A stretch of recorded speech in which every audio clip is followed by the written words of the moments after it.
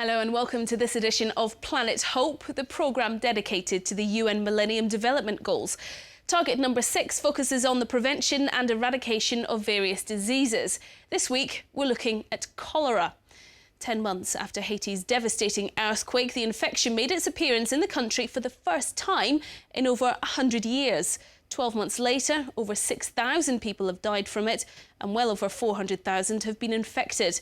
International inquiries into the outbreak found that the strain of cholera may have been connected to UN troops who arrived in the country to help with the aftermath of the earthquake.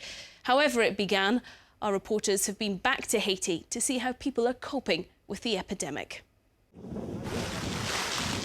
Diving in to unknown waters. These men are going under to bring up sand, which they sell to builders for $25 a truckload. Something that can take a week to fill. It's little money, but it's their only source of income. And it's a job that's becoming increasingly dangerous. Even if cholera microbes are in the water, well, we have to work in it in any case. I don't have a choice, so I'm resigned to it. I know people who, like me, work in the river and who got cholera. It's scary, but I need the job. I close my mouth, but I guess drops get in anyway. In Hinch, as elsewhere in Haiti, rivers take the place of taps, and it's via these waterways that cholera travels. Pierre wants to stop diving. The river has already taken too large a toll on his family. I work in the river, and if I get thirsty, I drink directly from it. There's no other option. If I need to wash, I come and wash in it. And now I have my son who's sick in hospital. I can't even pay for his care. And I have a cousin who just died from cholera. Pierre's home is just a few meters up from the river. Since cholera struck, he has become the sole breadwinner for an extended family. My nephew and niece are here. I look after them since my brother died. Pierre feels guilty, believing that he brought cholera home from the river. This is the bucket I use to take water from the river when I can't afford to buy treated water. I drink this after work. Everyone does. That's why they're infected. Pierre shares this 2-room shack with 8 others, 5 of whom have been ill with cholera, 2 passed away. His 3-year-old son got sick a few days ago and had to be taken to hospital. Meanwhile, Pierre's mother has just come home but is still suffering from the disease. I used to wash clothes for a living, but since I got sick, I've had to stop. At times, I'm too weak to do anything. I've really come close to death, and I'm still seriously shaken by the death of my son. Because everyone around here is afraid of the illness, I was the only one who would bring my brother to the hospital. But by the time I got home and ready, it was too late. He died on the way. Because he died with cholera, the doctors told me not to bring the body home to avoid infecting other members of the family. I had to just accept it and let them bury him.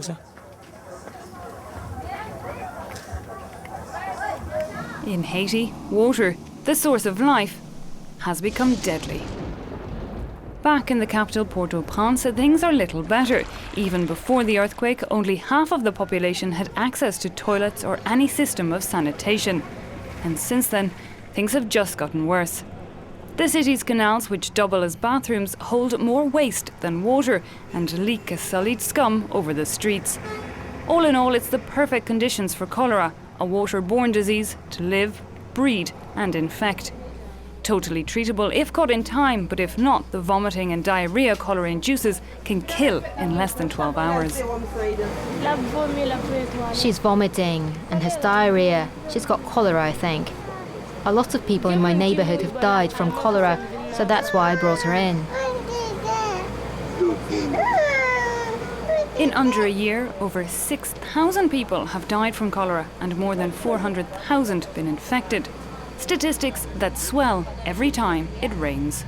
The problem here is that due to the lack of latrines, people have to do their needs in a plastic bag. They dispose the plastic bag wherever, so it's open in the wilderness. So if you have rain, it goes into the bag with the bacteria out of the bag and spreads all over the place. It's possible that this contaminated water contaminates a drinking water source. Associated with vomiting, diarrhea and dirty water, cholera continues to carry a stigma of shame.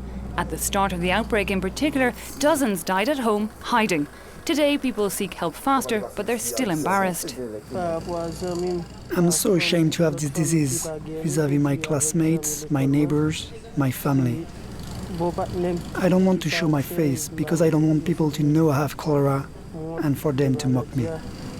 Abraham waited 4 days before getting help, unwilling to admit even to himself that he could have caught the dirty disease. I had always heard that diarrhea from cholera is white. And well, mine wasn't, so I didn't think it was cholera, but something else, and that I could just take some tablets and get rid of it. We used to talk about cholera without really worrying about it. Now cholera has taken over the country. Haiti is possessed by it. He's my son, so I'm not afraid of cholera.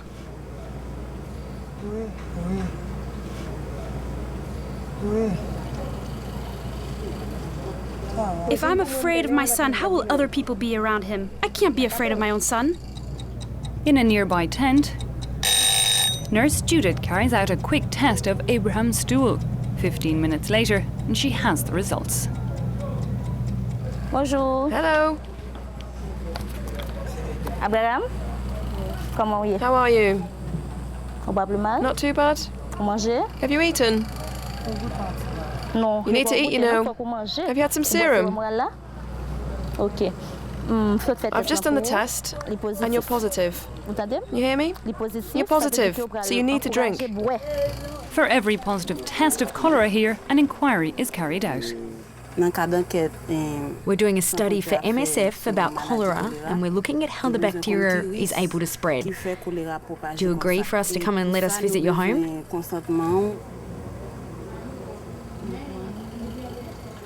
Armed with chlorine, bars of soap and tests to check the presence of chlorine in water samples, these local volunteer researchers head out to find the source of the infection. We're going to examine his house to see where he keeps his water, what type of house he lives in, and we're going to have a look at how it's maintained.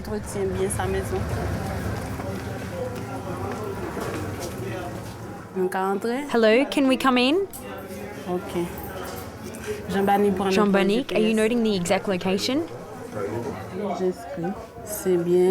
I need to note whether or not it's a modern toilet, and also whether or not it's inside or outside of the house.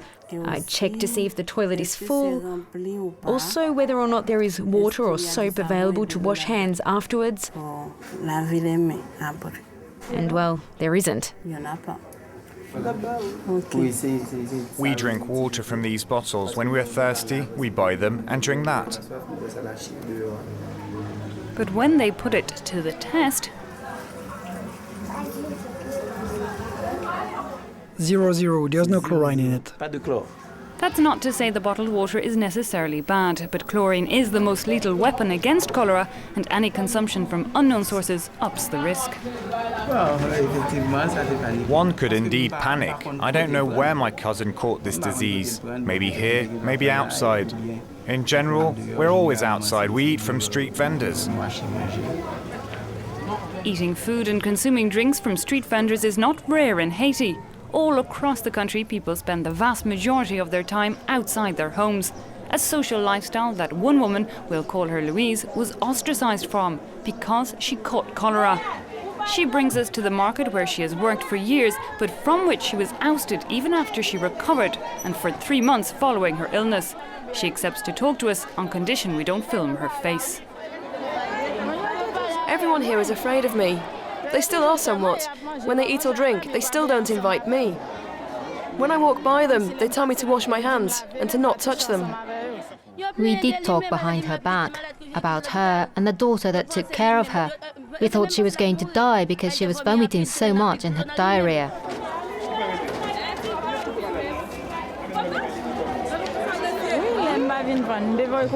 I couldn't come to work, so I was losing money.